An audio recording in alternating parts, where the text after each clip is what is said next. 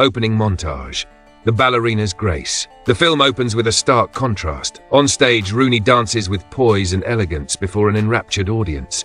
Cut between her movements are memories of brutal combat training at the Ruska Roma compound. Her body, graceful yet scarred, tells the story of someone forged in both art and violence. The final shot is her in the dressing room, alone, clutching a blood-stained photo of her family. A name in blood.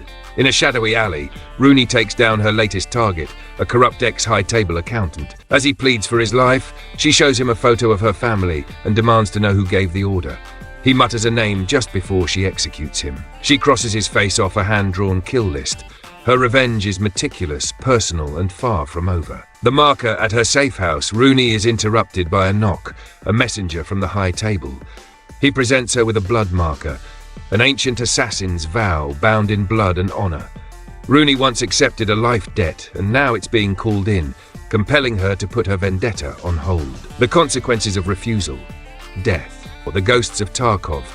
Rooney travels to Tarkov, an Eastern European wasteland known among assassins as a brutal training ground. Her mission: retrieve a defector with intelligence tied to her past. She navigates minefields, mercenary patrols, and broken war machines, finally locating the target, a disillusioned former high-table technician named Goran, who knows what happened to her family. The broken lineage. Goran tells her the shocking truth.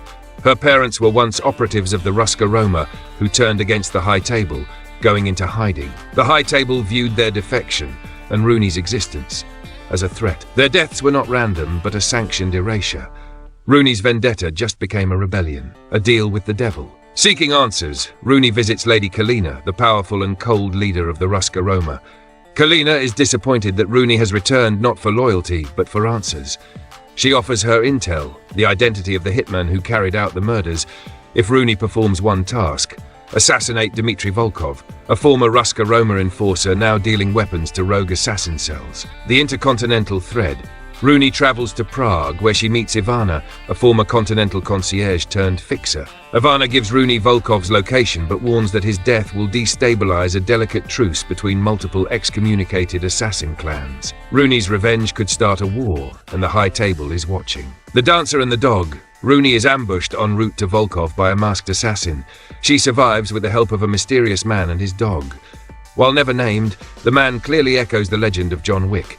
Methodical, quiet, deadly. He warns her, every time you kill for the past, you become what made you. He leaves her with a coin and disappears. Red Circle Redux. Volkov is holding a private auction in a nightclub, reminiscent of the Red Circle. Rooney infiltrates the scene in disguise.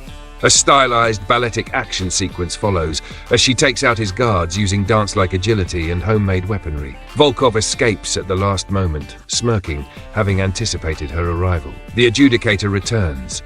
The high table's adjudicator, calm and unnerving, declares Rooney in breach of the assassin's code for killing without authorization. A global contract is issued, $10 million for her head.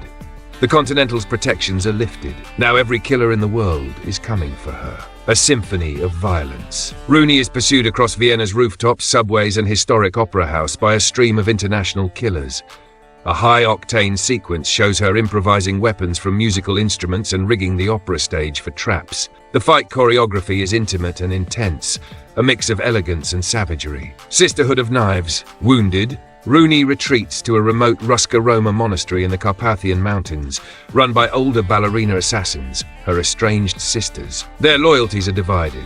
Some admire her rebellion, others see her as a liability. She begs for their help to finish her mission, but they demand a price. Knife in the mirror. Rooney learns that one of the sisters, Katya, betrayed her, working with the adjudicator to claim the bounty.